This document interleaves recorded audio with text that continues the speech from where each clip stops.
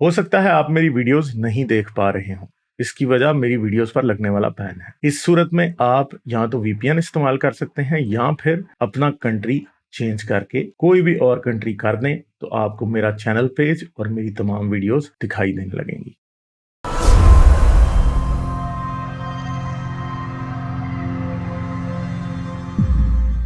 چلیں golden age اسلام سے بات کرتے ہیں۔ ہلو جی السلام علیکم عارف، وعلیکم کیسے ہیں السلام۔ سر بڑے آپ؟ متزلہ سائنٹسٹ کے نام لیے گئے ہیں، بتائیں ذرا۔ آپ تو بڑی گرفت ہے آپ کی، میں نے سوری آپ کو دیکھا ہوئی ہے اصل میں، ورنہ میں نے آپ کو پہلے دیکھ لینا تھا۔ نہیں، وہ ٹاپک بھی کچھ ایسا ہی ہے۔ میں دو باتیں کرنے کا سوچ رہا تھا آج، لیکن گرما گرمی ہو گئی اینڈ میں بدتمیزی کی وجہ سے۔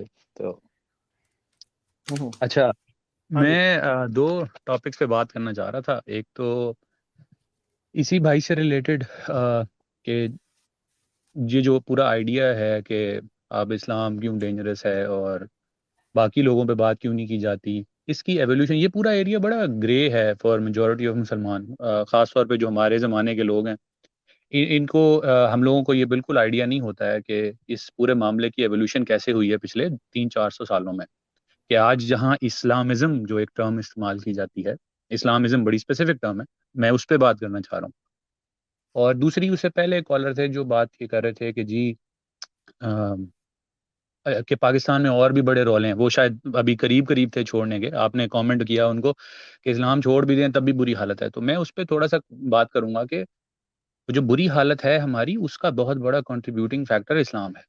شور کہ اس میں پولیٹیکل اور سوشو اکنامک پرابلمز بھی رہے ہیں، لیکن ان کی اگر آپ کسی ایک سوسائٹی کی اس پلرز پہ بات کریں گے، and this is what I want to talk about, کہ کن کن ایریاز میں اگر آپ دیکھیں گے اسلام کی انفلوئنس نظر آتا ہے اور آج ہم وہاں پھنسے کھڑے ہیں۔ تو یہ دو ٹاپکس پہ میں چاہ رہا تھا، کافی عرصے بعد آئے ہوں، تو ذرا اگر بات کر پائیں، ٹائم ہاں ہے؟ جی، ہاں جی، کریں۔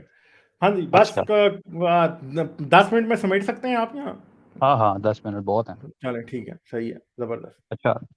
اچھا، پہلے سیکنڈ ٹاپک پہ بات کر لیتے ہیں کہ یہ جو ہمیں جو دھماکوں کی بات ہوتی ہے یا جواب دیا جاتا ہے کہ جی مسلمان تباہی نہیں مچا رہے، یہ جن لوگ جو مچا رہے ہیں جیسے آئزز ہو گئی، طالبان ہو گئے، بوکو حرم ہو گئی، یہ لوگ بڑے غلط ہیں اور انہوں نے اسلام صحیح نہیں پڑھا۔ اچھا، اس کی تھوڑی سی ہسٹری لوگوں کو پتہ نہیں ہے، اور بالکل وہی ایک نیریٹو 9/11 کے بعد خاص طور پہ کہ جی امریکہ کرا رہا ہے، ایک جنرل جواب ہوتا ہے ہر ایک کا۔ اس کی شروعات ہوتی ہے بیسکلی جب مسلمان اوور پاور ہو گئے کولونیلزم کی وجہ سے، یعنی کہ آپ کے یورپینز اور ان ساروں نے قبضہ کر لیا۔ اس کے بعد یہ 1800s کے مڈل میں ایک ریولوشن آتی ہے جس میں تھوڑا آپ کا ٹائم گزر چکا ہے اور مسلمان تھوڑا سا اٹھنے کی کوشش کر رہے ہیں۔ دو قسم کے اسکول آف تھاٹ پیدا ہوئے ہیں آپ کے، میں تھوڑا سا ڈیٹیل میں بات کروں گا، لوگوں کے نام بھی لوں گا۔ دو قسم کے اسکول آف تھاٹس اٹھنا شروع ہوئے، ایک ریفارمسٹ تھے اور ایک ٹریڈیشنلسٹ ہے۔ ریفارمسٹ میں اگر میں نام لوں تو سر سید احمد خان، جن کی ہمیں تعریف بڑی کرائی جاتی ہے پاکستان اسٹڈیز کی کتاب میں، لیکن انہوں نے جو باتیں کی وہ نہیں پڑھائی جاتی۔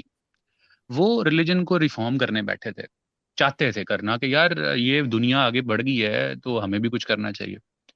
دوسرے وہ تھے جنہوں نے کہا نہیں، ان کو ریئل اسلام کی جو بات کی جاتی ہے، اور یہیں سے سلف کا کانسیپٹ سٹارٹ ہوتا ہے کہ سلفی، جو اگر آپ جیسے اہل حدیث ہم سمجھتے ہیں، لیکن اس سے پہلے جو اصل ٹرم ہے وہ سلفی ہے، یا اہل سلف جو ہیں، جو کسی مذہب کے مقلد نہیں ہیں۔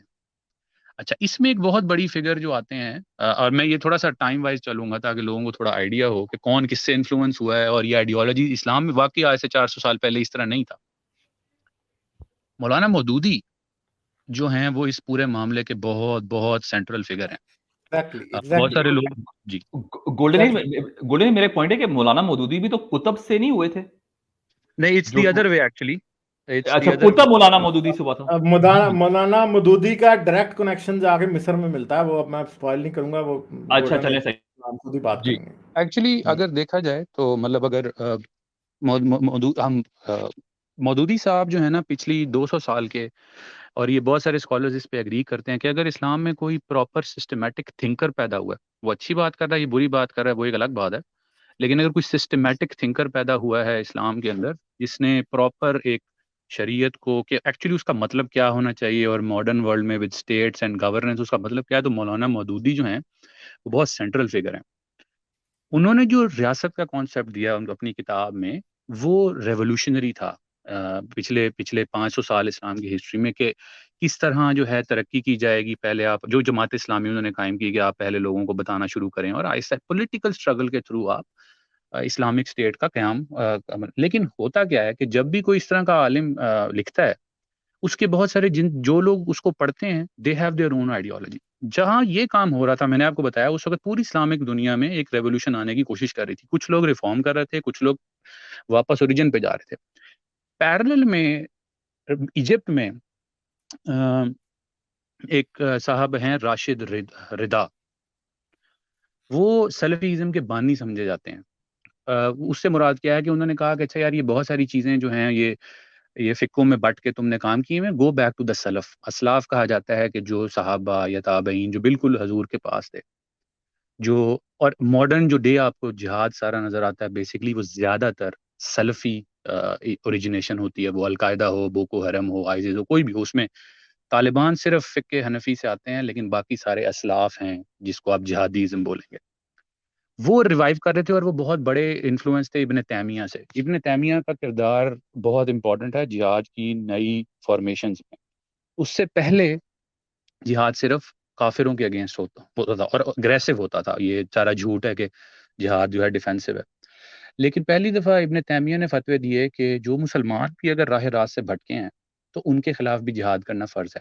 اس زمانے میں ابن تیمیہ کو اتنی امپورٹنس نہیں دی گئی. جب اگر آپ دیکھیں گے ابن تیمیہ کے زمانے میں جو بڑے عالم تھے انہوں نے ان کو ڈاؤن پلے کیا. لیکن جب یہ وقت مسلمانوں نے دیکھا کہ یار یہ تو گورے ہمارے اوپر چھائے ہوئے ہیں تو ہم کیا کریں, تو جو آگے تھے انہوں نے کہا جی نہیں ہم سنت کو پراپرلی فالو کریں. تو یہاں سے سلف کا کانسیپٹ آتا ہے. یہاں سے تو اب آپ دو لوگوں کو ذہن میں رکھیں. ایک طرف راشد رضا ایجپٹ میں سلفیزم کو بنانے والے ہیں, سلف کو. ادھر سے مولانا مودودی جو کہ اسٹیٹ کا کانسیپٹ کہ اسلامک جو آپ کہتے ہیں اسٹیٹ ہوگی وہ کیا ہوگی. ان دونوں کے نیچے ملائیں آپ ایک بندے. یہیں پہ مصر میں جو اس کے فاؤنڈر ہیں مسلم بردرہوڈ کے فاؤنڈر, جماعت اسلامی یہاں بنی ہے پاکستان میں, مسلم بردرہوڈ بنی ہے ایجپٹ میں. ادھر ایک بندہ پیدا ہوتا ہے قطب, جس کا آپ نے آئی تھنک ڈالی میرے آپ سے فرسٹ ٹائم انٹریکشن ہو رہی ہے سولی. جی قطب صاحب جو ہیں وہ آتے ہیں. وہ بہت سویئرلی انفلوئنس تھے سلف سے, ادھر سے جو کہ سلفی بڑی اسٹرکٹ ہارڈ کور فیلنگ, لمبی داڑیاں, جہاد کرنا ہے, سب سے بڑا پردہ. اور ادھر سے سسٹم لائیں آپ جو مودودی صاحب نے لکھا کہ گورننس کی اسٹیٹ کیسے لانی ہے. تو قطب صاحب جو ہیں وہ basically real point of joint ہے بٹوین دیز ٹو فلاسفیز کہ اسٹیٹ کیسے بنانی ہے اور جہاد کے تھرو بنانی ہے. تو جو آپ کی القاعدہ ہے, آپ کی داعش ہے, بوکو حرم ہے, اور جتنے ماڈرن اسلامک ٹیررزم کے سینٹر آرگنائزیشنز ہیں وہ ڈائریکٹلی انفلوئنسڈ ہیں بائی قطب.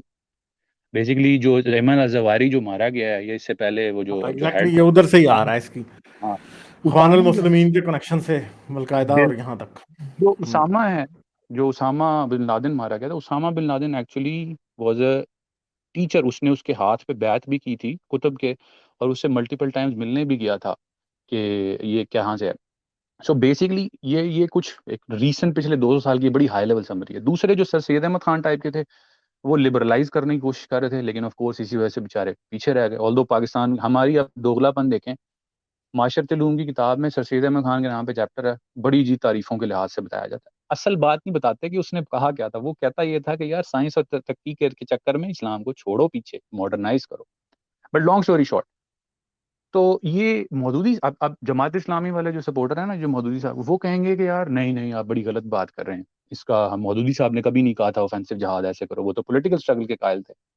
لیکن یہاں پہ امپورٹنٹ بات یہ ہے کہ اسلام میں ہمیشہ اور کسی بھی فلاسفی میں جب اس کے فالوورز آتے ہیں کسی ٹیچر کے, تو وہ اس کو مختلف انداز میں لے کے جاتے ہیں. جس کی سب سے بڑی مثال آپ کے پاس امام شافعی, ابو حنیفہ اور امام جعفر ہیں. یہ سارے امام شافعی جعفر کے اسٹوڈنٹ بھی رہے ہیں ایک زمانے میں, اور فقہ جعفری الگ ہے لیکن سارے 4 امام الگ ہیں. تو یہی کام ادھر ہوا ہے کہ جو کانسیپٹ تھا اسلامک اسٹیٹ کو واپس لانے کا, وہ مودودی صاحب نے پراپرلی سسٹمیٹکلی لکھا. اس کے اوپر سلفی والے آئے, انہوں نے پڑھا کہ یار واہ یہ تو کوئی نئی بات کر رہا ہے, ایسے بناؤ اسٹیٹ, لیکن انہوں نے ساتھ جہاد بھی ڈال دیا.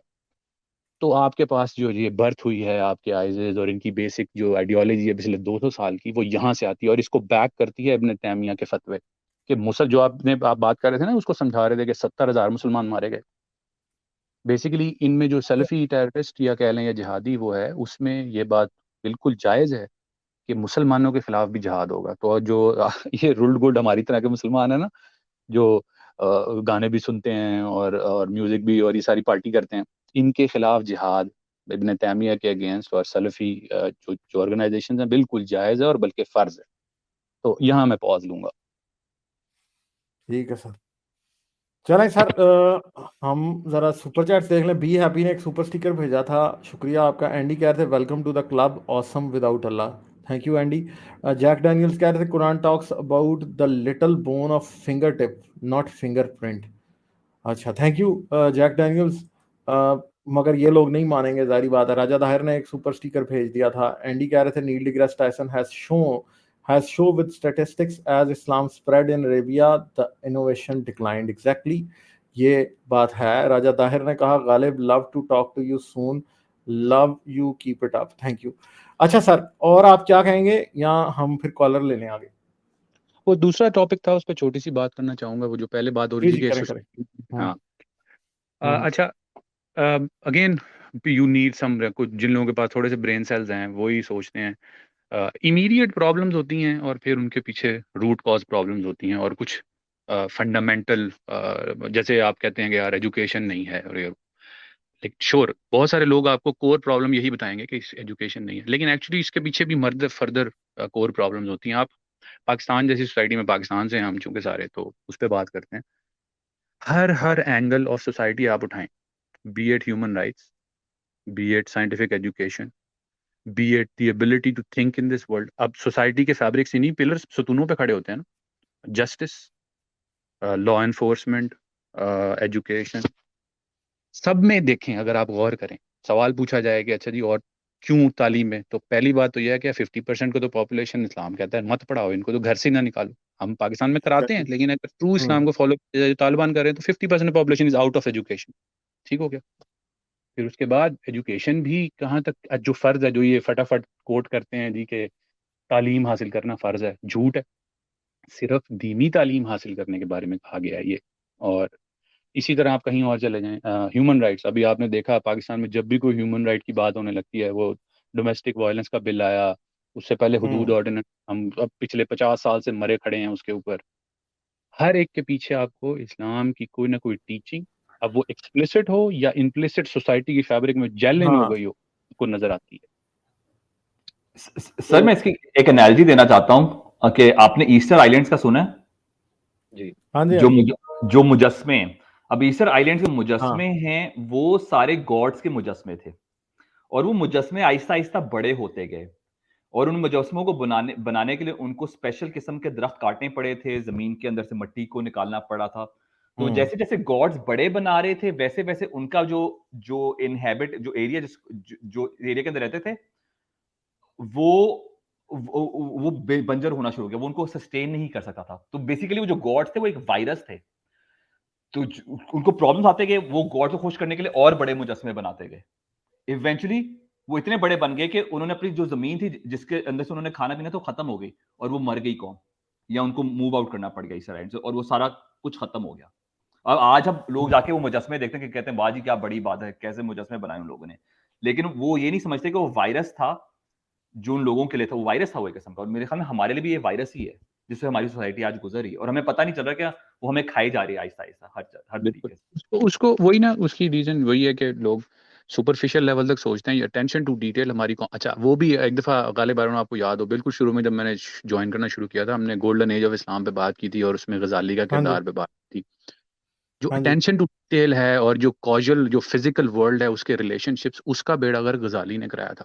تو اگر آپ سائنٹیفکلی جیسے آگے دور میں وہ پروفیسر صاحب بڑا اچھی باتیں بتاتے ہوتے ہیں، کس طرح کے پیپر چھاپنے لگ گئے کہ جی اللہ میاں کی ویلوسٹی کتنی ہے، اللہ میاں کا ویٹ کتنا ہے، اور جنوں سے جو ہے وہ میتھین کے بنے ہوئے ہیں، اس سے گیس بنا لو اور بجلی بنا لو، بکواس ساری. تو آپ کوئی بھی، میں آپ کو شرط لگا کے کہنے کو تیار ہوں، کوئی بھی بندہ سامنے آ جائے، پاکستان کے کوئی بھی سوشل ایشو آپ اٹھائیں، آپ کو اس کے پیچھے ڈائریکٹلی اسلام کھڑا ہوتا نظر آئے گا، دکھائی دیتا ہے. ایگزیکٹلی اس کے اگینسٹ. लाइक, शेयर और सब्सक्राइब करना मत भूलें। इसके साथ साथ आप मेरे चैनल को पेट्रियन पर सपोर्ट कर सकते हैं। पेट्रियन का लिंक वीडियो की डिस्क्रिप्शन में है।